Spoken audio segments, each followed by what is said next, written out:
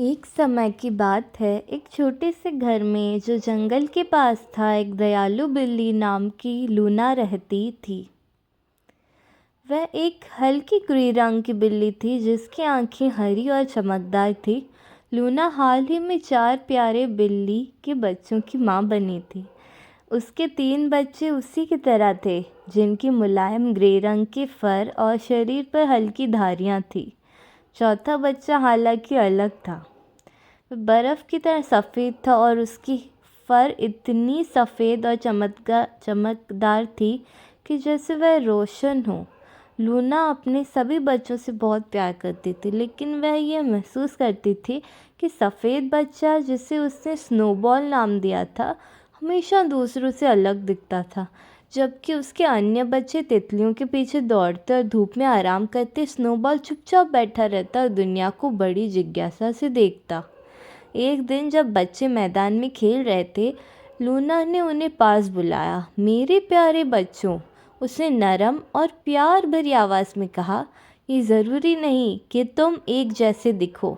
जो ज़रूरी है वह ये है तुम्हारे दिल में प्यार और दया।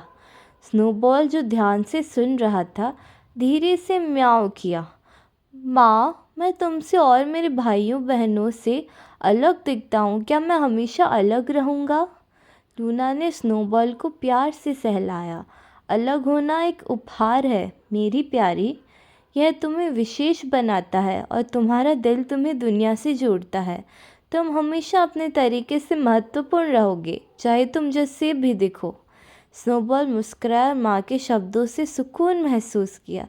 जैसे जैसे दिन बीतते गए, वह अपने आप पर और ज़्यादा गर्व करने लगी।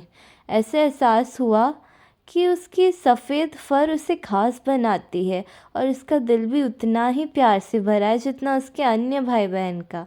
स्नोबॉल ने अपने भाई बहनों को तितलियां पकड़ने में निपुणता सिखाई और उन्होंने उसे पेड़ों पर चढ़ने में कुशल बनाया।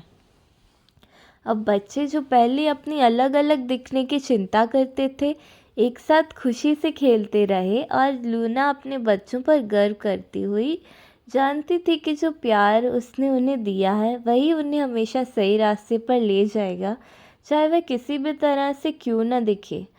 ये प्यारी परिवार खुशहाल जीवन जीता, जंगल की सुंदरता से घिरा, जहाँ प्यार और दया हर चीज़ से अधिक महत्वपूर्ण थी।